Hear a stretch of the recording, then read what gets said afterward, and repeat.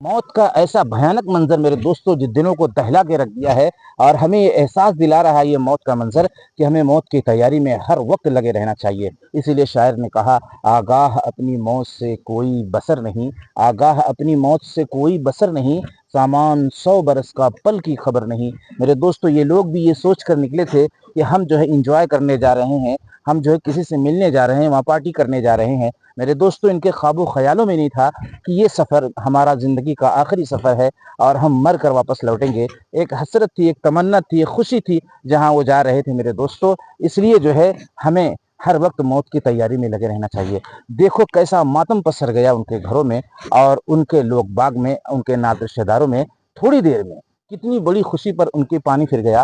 اور خاص طور سے میں ان لوگوں کو ایک بڑی ہدایت کرنا چاہتا ہوں جو ان کے مر جانے کے بعد، ان کے انتقال کر جانے کے بعد میرے دوستو وہ یہ بات کہہ رہے ہیں کہ یہ لوگ یوٹیوب پر کامیڈی والی ویڈیو بناتے تھے اور اس طریقے سے لوگوں کو ہنساتے تھے، دین کے خلاف چلتے تھے۔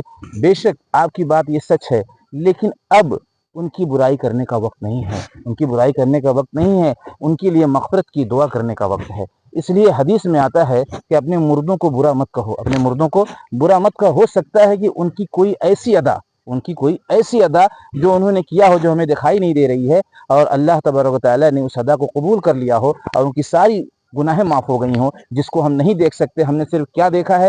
ان کو کامیڈی کرتے ہوئے، ان کو شرارت کرتے ہوئے، ان کو گناہوں میں مبتلا ہوتے ہوئے۔ ہم نے وہ عمل نہیں دیکھا کہ وہ نہ جانے کیسا کیسا اکرام و اخلاق لوگوں سے پیش کیے ہوں گے۔ انہوں نے کبھی کتے کو پانی پلایا ہوگا، کبھی ماں کا پیر دبایا ہوگا، کبھی پڑوسی کی مدد کی ہوگی، میرے دوستو کبھی سجدہ کیا ہوگا۔ اس لیے ہم مردوں کو برا نہ کہیں۔ اگر ہم مردوں کو برا کہیں گے تو خود ہم پھنس جائیں گے۔ اس لیے کہ آج ان کے گھر پر جو ماتم ہے اس میں شریک ہونے کی ضرورت ہے۔ باقی ان کا اعمال ان کے ساتھ ہم گمان اچھا رکھیں اور ان کی مغفرت کی دعا کریں۔ اس لیے کہ جانے والا چلا گیا، اب اس کا کوئی ساتھی نہیں ہے سوائے اس کے اعمال کے، اور ہم لوگ جو اچھا عمل کریں گے، یعنی ان کے لیے جتنی بھی مغفرت کی دعا کریں گے، جتنا بھی پڑھیں گے، جتنا بھی رب کو منانے کی کوشش کریں گے، اتنا ہی ان کا حال اچھا ہو سکتا ہے میرے دوستو۔ اس کے علاوہ کوئی چارہ نہیں، اس کے علاوہ کوئی آپشن نہیں ہے۔ اس لیے ہمیں اس پر خاص دھیان دیتے ہوئے ان کے لیے دعاؤں میں ہاتھ اٹھانا چاہیے میرے دوستو۔ بدگمانی اور اس طریقے سے شکوہ شکایت یا ان کی پچھلی زندگی کو دہرانا یہ جائز نہیں، اس لیے کہ حدیث میں ہے کہ اپنے مردوں کو برا مت کہو۔ اور نوجوانوں سے میں یہ گزارش کرنا چاہتا ہوں کہ یہ موت نوجوان طبقے کے لیے جو گناہوں میں مبتلا ہیں، جو باز نہیں آ رہے ہیں، کامیڈی پہ کامیڈی کرتے جا رہے ہیں، گندی گندی کامیڈی کر رہے ہیں، اس طریقے سے سوشل میڈیا پر اپنی شہرت کے خواہش مند ہیں، میرے دوستو یہ انجام ان سارے نوجوانوں کے لیے عبرت کا تماشا ہے۔ اس لیے کہ ان کی بھی تو موت آنی ہے، ان کی اس طرح آئی ہے، آپ کی کسی طرح آئے گی، ہو سکتا ہے آپ کی اس سے بھیانک انداز میں آئے۔ اس لیے ہمیں سترک ہونا اور وہ کام کرنا ہے جو خدا کو راضی کرنے والا کام ہے، خدا کو ناراض کرنے والا کام آج سے بند کر دینا ہے۔ اس لیے کہ یہ حادثہ ہمارے لیے عبرت ہے۔ اب اس سے بڑا حادثہ کیا دکھایا جائے؟ اس سے بڑا حادثہ کیا ہو سکتا ہے کہ کبھی خوابوں میں بھی نہیں سوچا تھا، ایک پل میں بھی یہ دھیان نہیں تھا کہ ہم اس طریقے سے چکنا چور ہو جائیں گے۔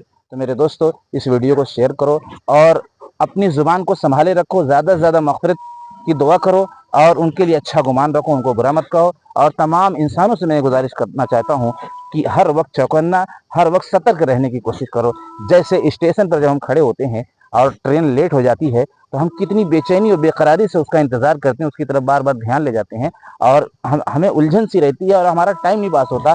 اس سے کہیں زیادہ ہم موت کے آنے کا انتظار کریں کہ موت چونکہ آپ سے سٹی ہوئی ہے میرے بھائی، سٹی ہوئی ہے۔ آپ کو ڈائریکٹ کوئی گولی مارنے آتا ہے تو آپ ڈر جاتے ہو، لیکن آپ کی موت اس گولی کے مارنے والے سے زیادہ قریب ہے اور اس سے خطرناک انداز میں ہے، لیکن ہم اس لیے نہیں ڈرتے کہ وہ منظر ہمیں دکھائی نہیں دیتا۔ گولی مارتا ہوا ایک شخص آ رہا ہے تو ہمیں دکھائی دیتا ہے، اس لیے ہم بھاگتے ہیں، گرتے ہیں، پڑتے ہیں، ہانپتے ہیں اور نہ جانے کہاں کہاں چھپنے کی کوشش کرتے ہیں۔ اس لیے ہمیں ڈرنا ہے اور بہت بڑی تعداد میں ویڈیو کو شیئر کرنا ہے اور چینل سے جڑنا ہے میرے دوستوں، تاکہ آئندہ بھی آپ تک ایسی تحقیقی خبر، سچی خبر آپ تک پہنچائی جا سکے اور آپ کو آخرت کی طرف متوجہ کیا جا سکے میرے دوستوں۔ میرا مقصد ویڈیو بنانے کا یہ نہیں ہے کہ میں نیوز آپ کو دکھا رہا ہوں، بلکہ آخرت کی طرف متوجہ کرنا مقصد تھا۔ السلام علیکم۔